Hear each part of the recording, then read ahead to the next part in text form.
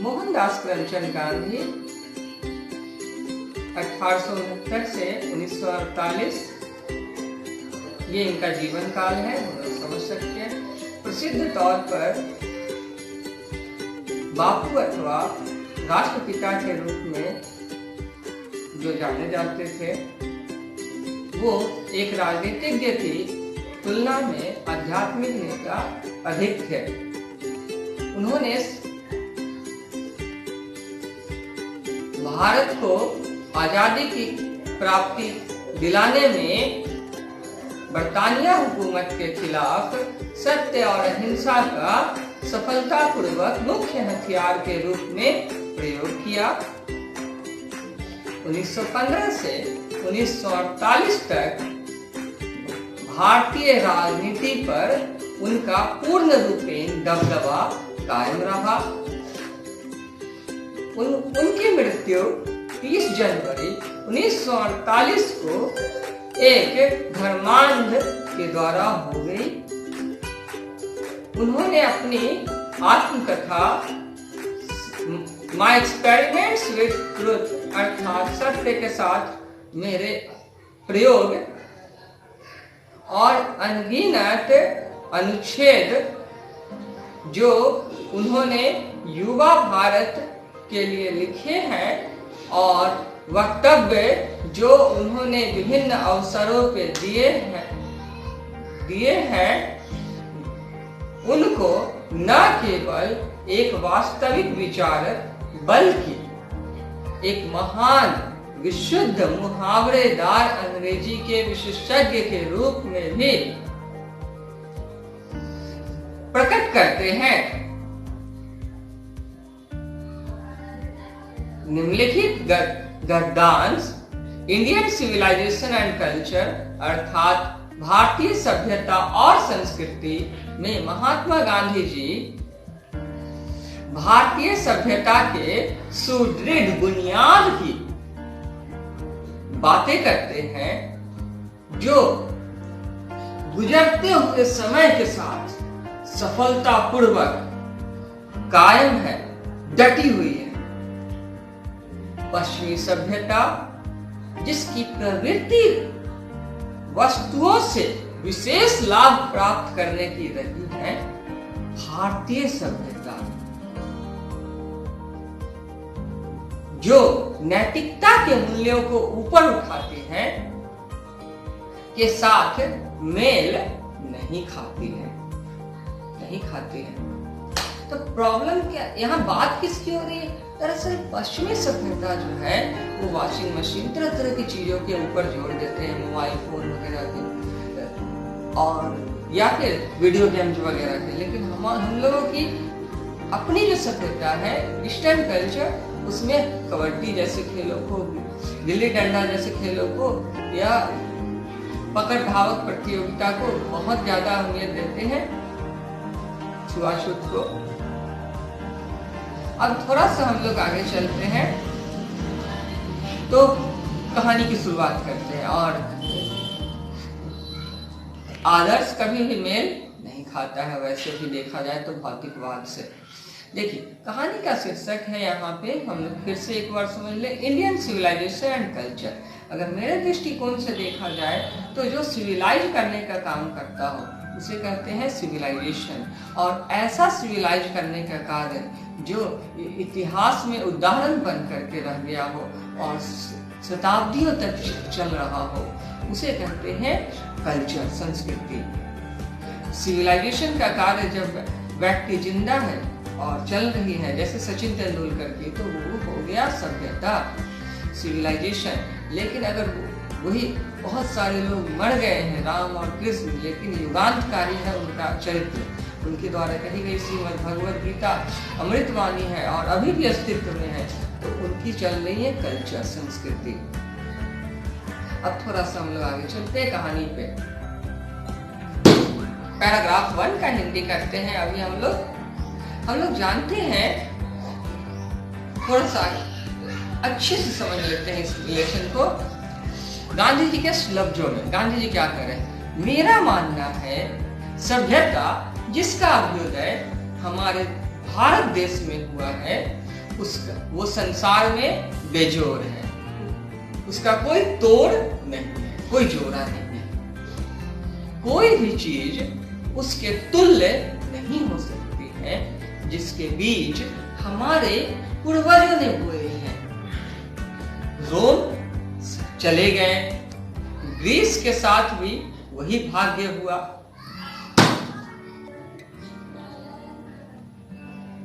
Pharaoh कहते हैं Egypt के राजा लोगों को, मिस्र के राजा लोगों को। तो मिस्र के राजा लोगों की शक्ति समाप्त हो चुकी है। कब की? जापान तो पूरी तरह से पश्चिमी रंग में रंग चुका है। चीन के बारे में कुछ भी नहीं कहा जा सकता है, लेकिन भारत किसी न किसी प्रकार से आप देखिएगा तो अपने बुनियाद में सुदृढ़ खड़ा हुआ है। यूरोप के लोग अपना लेसन यानी कफगल लिखने की क्षमता जो है वो ग्रीस के लोगों से लिए हैं। रोम अपने पुराने कीर्ति में अब अस्तित्व में नहीं है। अगर उन लोगों से सबक ले करके देखें तो यूरोपियन लोग उस गलती को दोहराने से बचना चाहते हैं जो ग्रीस और रोम के लोगों ने की है। ऐसा तो दयनीय उन लोगों की स्थिति है। In the midst of all this, इन सब के बीच में India remained immovable and this is her glory। अर्थात इन सब के बीच में देखिए तो भारत जो है वो अगतिशील है, एकदम स्थिर है हिमालय की तरह। और यही तो इसकी कीर्ति है, गौरव है। ऐसा आरोप लगाया जाता है वासियों के खिलाफ कि भारत के लोग इतने असभ्य होते हैं, इतने गैर जिम्मेदार होते हैं और इतने पत्थर दिल होते हैं कि उनको किसी भी बदलाव के लिए राजी करना संभव नहीं है। यह चार्ज या आरोप हमारे गुणों पर है। दरअसल हम लोग जिसको सत्य की कसौटी पर, अनुभव की कसौटी पर जांच लिए हैं, परख लिए हैं, उसको बदलने की हम लोग हिम्मत नहीं करते हैं। अब हम लोग माँ बाप के पैर छूते हैं, उनको भगवान से भी बड़ा दर्जा दिए, भगवान को प्रति विशेष श्रद्धा है, पूजा है, अर्चना करते रहते हैं। इन सब चीजों को कैसे बनाए? मंदिर पे थूकने के लिए अगर कोई कहते तो कैसे थूक दे? हम लोग अच्छाइयों का त्याग हम लोग नहीं करते हैं। कई लोग तो अपना राय भारत पे थोपते हैं, लेकिन इसके बावजूद भारत स्थिर है। यही तो इसकी खूबसूरती है, यही तो भारत का रक्षा कवच है कि भारत हमेशा सत्य की राह पर चला है, न कि रंग बिरंगी फिरंगी दुनिया के आधार पे। भारतीय सभ्यता हम लोगों को कर्तव्य पथ पर चलने के आचरण का भाव प्रकट करती है। भारतीय सभ्यता हम लोगों को बतलाती है कि हम लोगों का कर्तव्य और नैतिक मूल्य का निरीक्षण दोनों समय समय पर बदलते जाता है। हम लोग जिंदगी भर अच्छाइयों को सीखते रहते हैं और कर्तव्य को करने के लिए बदलते रहते हैं खुद को। मसलन देख लीजिए हमारे शब्दों में, तो जब एक लड़की जन्म लेती है तो उसका पहला कर्तव्य होता है माँ बाप की बातों की आज्ञा का पालन करना। उसके बाद जब बड़ी होती है थोड़ी तो भाई के साथ खेलती है तो भाई का केयरिंग करना, थोड़ी बड़ी होती है तो गुरु की आज्ञा का पालन करती है, तो उसका केयरिंग करना। जब शादी हो जाती है तो अपने पति की आज्ञा मानती है। उसके बाद थोड़ी समझ आती है तो सास ससुर घर द्वार की देखभाल करते, फिर माँ बनती है। तो देख लीजिए, पहले वो बेटी थी, अब माँ बन रही है, तो माँ के रूप में अपने बेटे बेटियों का कर्तव्य का निर्वहन करती है। तो कर्तव्य लगातार बदलते रहता है, जिंदगी कभी सिखाना नहीं छोड़ती, तो सीखना भी मनुष्य नहीं छोड़े, यही सिखाती है हमारी सभ्यता।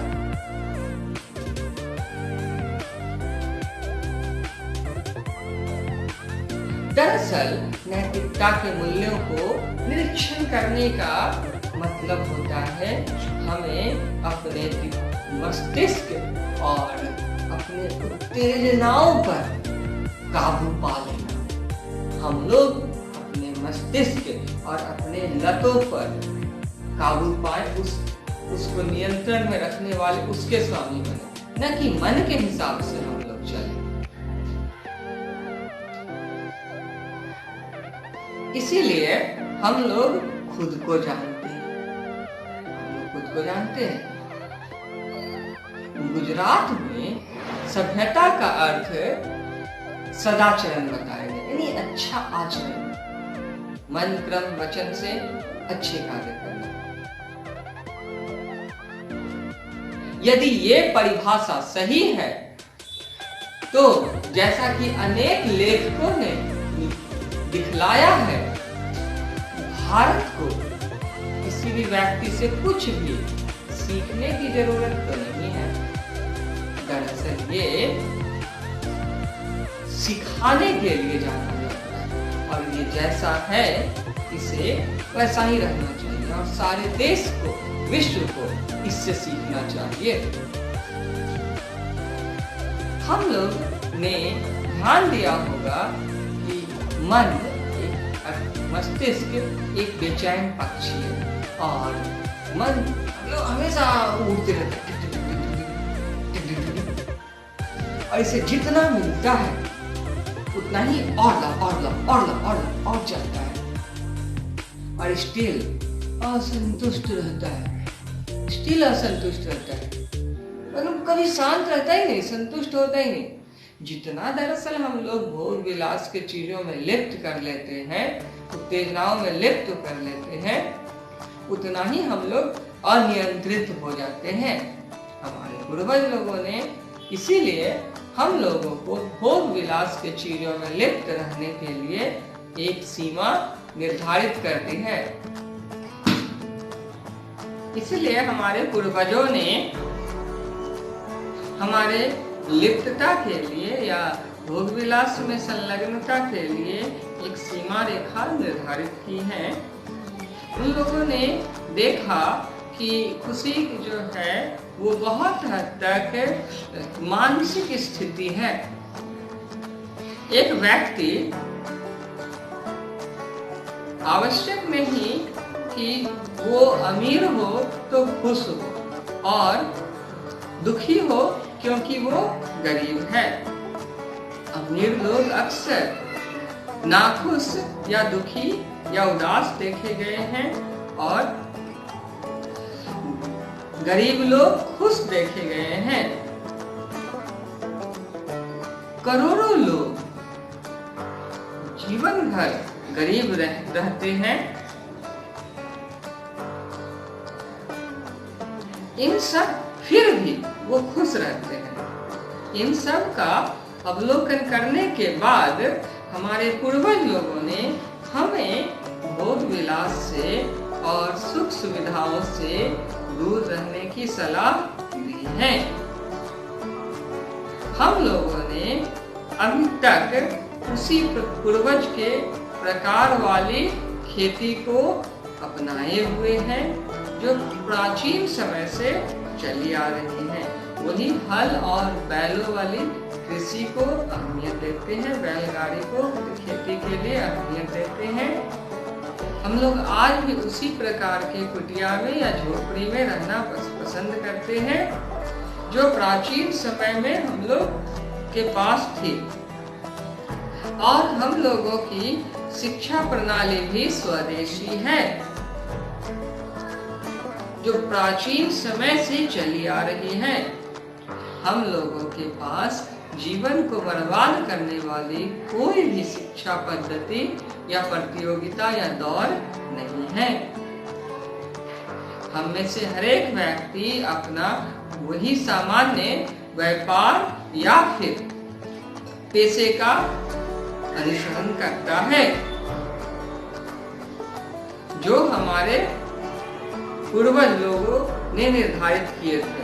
हमारे पूर्वज लोग जानते थे कि यदि हम लोग वस्तुओं में अपने दिल को लगा लेंगे, वस्तुओं के पीछे पागल हो जाएंगे, तो हम लोग उसके गुलाम हो जाएंगे और हमारे जो मोरल फाइबर अर्थात नैतिकता के रेशे हैं, वो नैतिकता के धागे ढीले पड़ जाएंगे, टूट जाएंगे। इसीलिए जानबूझ करके हमारे पूर्वज लोगों ने हम लोगों को अपने हाथों और पैरों का उपयोग करने का सलाह दिया है। उन लोगों ने देखा कि सच्ची खुशी का संबंध हमारे स्वास्थ्य से है और स्वास्थ्य का सीधा संबंध, स्वास्थ्य के निरोग रहने का सीधा संबंध हमारे हाथों और पैरों से काम करने से है। उन लोगों ने इसके अतिरिक्त वजह बताई है कि शहरी जीवन जो होता है उसमें लालच है। शहरी जीवन में लालच होते ही होते हैं और अनावश्यक तौर पर लोगों के सिर पर बोझ पड़ा रहता है जो उन्हें खुश होने ही नहीं देता है। शहर में लोग इजी में बिजी रहते हैं, बेमतलब का व्यस्त रहते हैं। शहरों में ही डाकुओं के गिरोह या चोरों के गैंग होते हैं।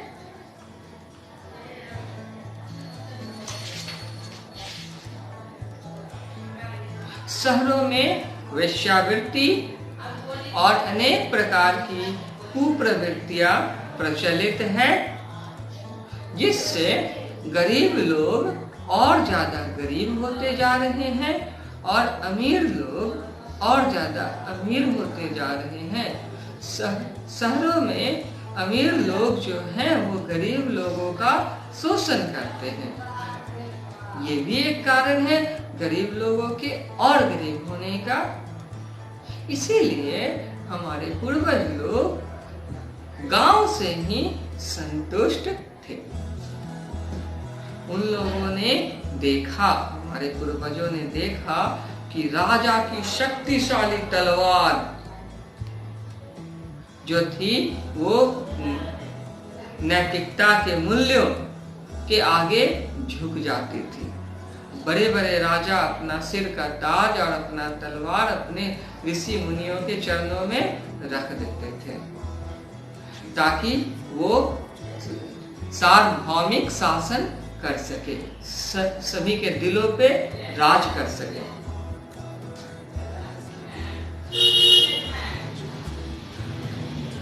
एक राष्ट्र जिसका संविधान ऐसा हो वो दूसरे को सिखाने के लिए उपयुक्त है, न कि दूसरों से सीखने के लिए उचित है।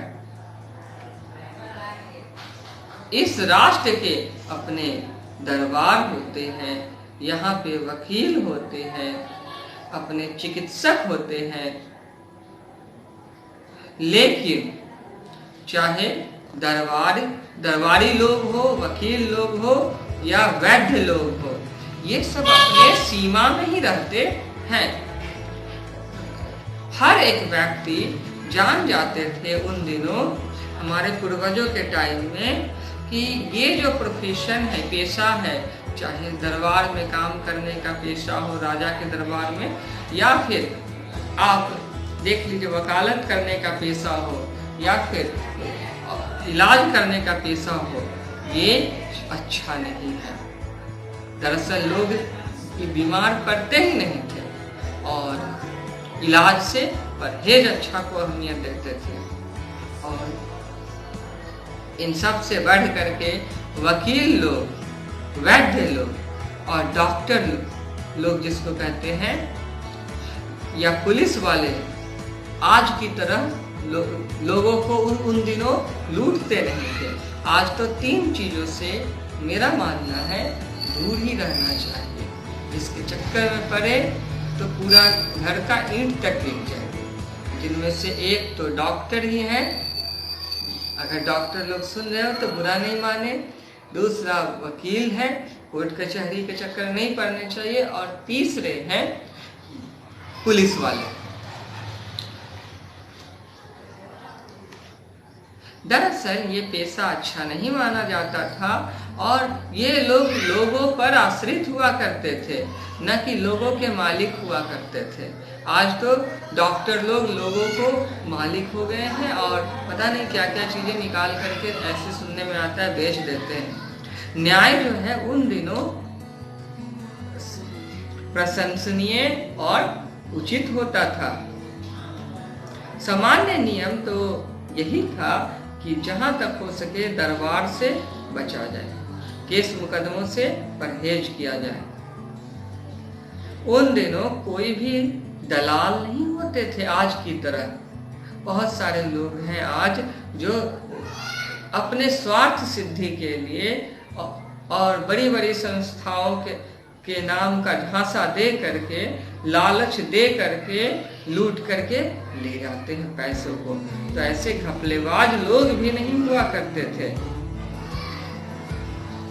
और ये सारी जो बीमारियां हुआ करती थी, ये सारी बीमारियां केवल और केवल राजधानी अर्थात शहरी क्षेत्रों में ही हुआ करती थी। सामान्य लोग तो स्वतंत्र रूप से कृषि पर ही आश्रित थे और वे लोग अपने होम रूल का अर्थात ग्रामीण शासन का ही आनंद उठाया करते थे। कोई भी फैसले हो तो ग्राम पंचायत में ही निपटा दिए जाते थे। भारतीय सभ्यता जैसा कि मेरे द्वारा वर्णन किया गया है, वैसे ही इसके उपासकों द्वारा भी वर्णन किया गया है। संसार के ऐसे किसी भी भाग में इस प्रकार की सभ्यता नहीं पाई जाती है। यहाँ के लोग निर्वाण अर्थात मोक्ष की प्राप्ति करते हैं। यहाँ के सभ्यता की प्रवृत्ति रही है नैतिकता के मूल्यों को ऊंचा उठाना। यहाँ के लोग ईर्ष्या द्वेष से हटकर बदलाव को अहमियत देते हैं, जबकि पश्चिमी सभ्यता अनैतिकता का मिथ्या प्रचार करती है। बाद वाली सभ्यता ईश्वर विहीन है, भौतिक सत्ता पे आधारित है, जबकि पहले वाली सभ्यता ईस्टर्न कल्चर देखें तो दैविक सत्ता पर आधारित है। ये भगवान में विश्वास करती है और ऐसा ही मैं भी विश्वास करता हूँ। उनका वो कौन भूल सकता है। रघुपति राघव राजा राम पतित पावन सीताराम। यही भारतवासियों की सुंदरता है, इसकी शोभा बढ़ाती है। भारतवासी लोग भारतीय सभ्यता से ठीक उसी प्रकार से चिपके रहते हैं जैसे एक नवजात शिशु अपने माँ के स्तन से चिपका रहता है और दूध का आनंद लेता है। क्या वात्सल्य है। मैं दरअसल पश्चिमी सभ्यता से नफरत करने वाला नहीं हूँ। मैं तो धन्यवाद देता हूँ अनेक चीजों के लिए जो पश्चिमी साहित्य ने मुझे सिखाया है। मैं तो आधुनिक सभ्यता को धन्यवाद देता हूँ सिखाने के लिए कि यदि भारत को अपने चरमोत्कर्ष पे होना है, सफलता की बुलंदी पे होना है, समृद्धि की बुलंदी पे होना है, स्वर्ण युग पे होना है, तो हम लोग अवश्य ही, मैं एकदम बेझिझक अपने देशवासियों को कहता हूं कि मैं सालों साल के अनुभव के बाद एक बात महसूस किया हूं। आधुनिक सभ्यता का सालों साल अध्ययन करने के बाद अनुभव किया हूं और वो सबक सीखा हूं, जो है कि हम लोगों को किसी भी कीमत पर इस सभ्यता के संपर्क में नहीं आना, इससे दूर ही रहना है, इससे परहेज ही करना है। क्या है आखिर आधुनिक सभ्यता? क्या है? वस्तुओं की पूजा, इसके अतिरिक्त है क्या? और क्रूरता की पूजा। यह तो अवयस्क वस्तुवाद का प्रतिनिधित्व करती है और आधुनिक सभ्यता कुछ है ही नहीं। यह केवल और केवल वस्तुओं के विजय की बात करती है। यदि अनावश्यक नहीं तो निरर्थक है कि हम लोग दोनों सभ्यताओं के गुणों की तुलना करें। पश्चिमी सभ्यता का उदय अपने वातावरण और अपने जलवायु के अनुसार हुआ है और वो वहां के लिए ठीक है, जबकि हमारी सभ्यता का अभ्युदय हमारे हालात के अनुसार, स्थितियों के अनुसार हुआ है। आधुनिक सभ्यता की जो अभिन्न पहचान है वो है वस्तुओं, मानव के जरूरत की वस्तुओं में दिन ब दिन दुनी रात चौगुनी वृद्धि करना, गुणात्मक रूप से वृद्धि करना। जबकि हमारे प्राचीन सभ्यता का पहचान है इन जरूरतों पर लगाम लगाना, सख्त रूप से लगाम लगाना और जरूरतों को नियमित रूप से नियंत्रण में रखना। आधुनिक सभ्यता में असंतोष होती है, जो जरूरतों को अंधाधुंध रूप से पूरा करने की चाह रखती हैं, जबकि हमारी सभ्यता में देखा जाए तो भविष्य के प्रति आस्था और विश्वास होता है तथा हमारी सभ्यता दिव्य अथवा दैविक होती है। आधुनिक सभ्यता जो है वो ईश्वरीय शक्ति में विश्वास नहीं रखती और हमारी सभ्यता जो है वो इसी विश्वास से ऊपर उठती है और हमारी सभ्यता जो है उसका अस्तित्व दिव्य शक्तियों से है, दिव्य शक्तियों के अस्तित्व से है।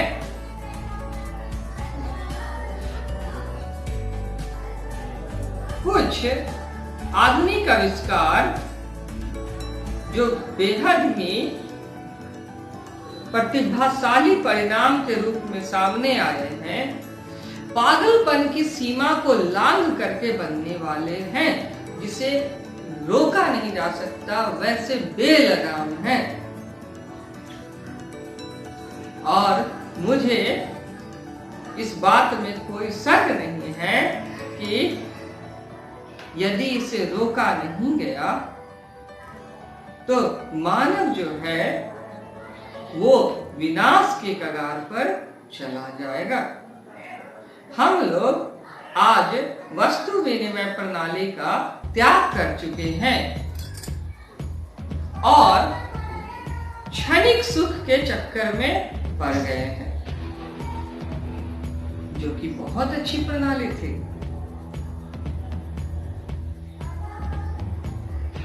पश्चिमी सभ्यता के समान जैसे वहां पे विभिन्न प्रकार के खोज हुए हैं, अनुसंधान हुए हैं, वैसे ही हमारे यहाँ पे भी हिंदू धर्म में भी देखा जाए तो हिंदूवाद में अनेक प्रकार के अद्भुत खोज हुए हैं धर्म के क्षेत्र में और भूत प्रेत तंत्र मंत्र जिन्न आत्मा और परमात्मा के क्षेत्र में।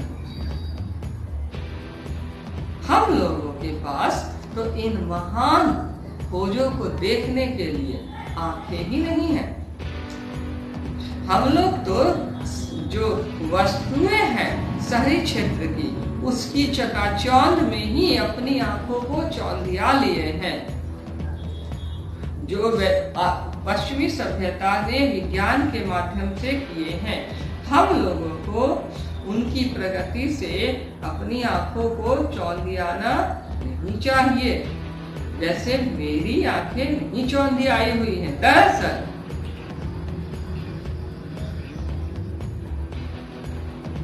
ऐसा लगता है कि भारत जो है उसके ऊपर परमात्मा की विशेष कृपा रही है और उन्होंने भारत को उन आविष्कारों से जानबूझ करके वंचित रखा है और अपने करीब रखा है, ताकि भारत जो है अंधाधुंध वस्तुओं के पीछे भागने की दौड़ पर रोक लगा सके, उसमें बह न सके। दरअसल हिंदूवाद जो है वही तो अब तक हम लोगों को जीवित रखे हुए हैं। यह साक्षी है Babylon, Syria, Persia, Egyptian civilisation का, जो आए और गए। आप अपने चारों ओर दृष्टि डालिए, क्या आप अगर रोम में जाकर चारों ओर दृष्टि डालेंगे तो पाएंगे कि वहां पर जूलियस सीजर का कुछ मिलेगा? गिब्बन जो इटली का महान शासक था, महान इतिहासकार था गिब्बन इटली का, उसका इटली है कहां आज? आज उसका इटली कहीं नहीं है। आप ग्रीस जाइए, एक समय में ग्रीस की सभ्यता विश्व प्रसिद्ध थी। वो ग्रीस आज कहां है? कहीं नहीं है। लेकिन भारत का आप भारत में आकर के सबसे पुराना रिकॉर्ड निकाल करके देखिए तो पता चलेगा कि भारत का प्राचीनतम नाम है आर्यावर्त। और आर्यावर्त के दिनों में आप देख सकते हैं कि वेद मंत्रों का उच्चारण होता था। ओम भूर्भुवस्सुवः तत्सवितुर्वरेण्यं भर्गो देवस्य धीमहि धियो यो न प्रचोदयात्। आज भी आप देखें तो मंदिरों में या स्कूलों में प्रेयर के दौरान इसका उच्चारण करते हुए बच्चे मिल जाएंगे। उसके बाद आप थोड़ा आगे चलते हैं तो आज भी आप भारत माता की जय उन दिनों भी कहते थे, आज भी कहते हुए मिल जाएंगे। जय श्री राम उन दिनों भी कहते थे, आज भी कहते हुए बच्चे मिल जाएंगे। True, there were dung heaps. सत्य ही तो है। गाय का गोबर का ढेर जो लगता है गोइठा ठोकने के लिए, वो बहुत पहले यादव लोगों की बस्ती में लगा करते थे। राम और कृष्ण के युग में। आज भी गौ माता के गोबर को इकट्ठा करती हुई महिलाएं पुरुष मिल जाएंगे और उनसे आज भी गोइठा बनते हुए गांवों में दिख जाएगा।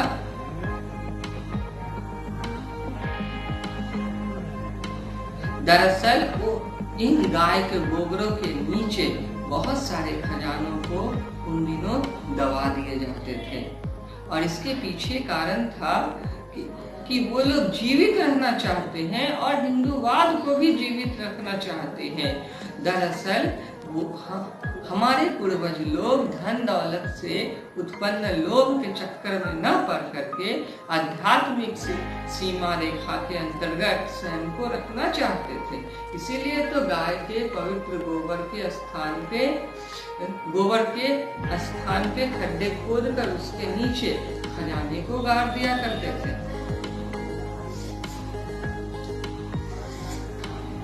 हमारी सभ्यता, हमारी संस्कृति अथवा हमारा स्वराज निर्भर नहीं करता है दिन दुनी रात चौगनी वस्तुओं के पीछे भागने पे, खुद को उसमें लिप्त करने पे। दरअसल ये निर्भर करता है खुद को उन सब चीजों से दूर रखने पे और वस्तुवाद के विकास को रोकने पे, उस पे लगाम लगाने पे। यूरोपियन सभ्यता यूरोपियन दृष्टिकोण से उपयुक्त है, लेकिन यह भारत को बर्बाद कर देगी अगर भारत इसका नकलची बनता है तो। ऐसा कहा जाता है कि हम लोगों को जो भी अपने अंदर की अच्छाइयां हैं उन अच्छाइयों को आत्मसात अवश्य करना चाहिए और अगले की अच्छाइयों को भी हम लोग आत्मसात करते हैं जहाँ तक संभव होता है।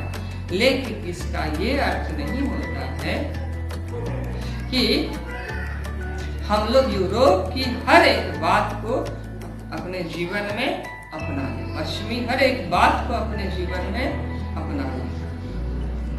लगातार वस्तुओं के पीछे भागते रहना, सुख सुविधाओं को दिन दुना रात चौगुना बढ़ाते रहना, मैं कहता हूँ कि यूरोपियन सभ्यता का जो उद्देश्य है, ये उद्देश्य एक दिन उसे बर्बाद कर देगा।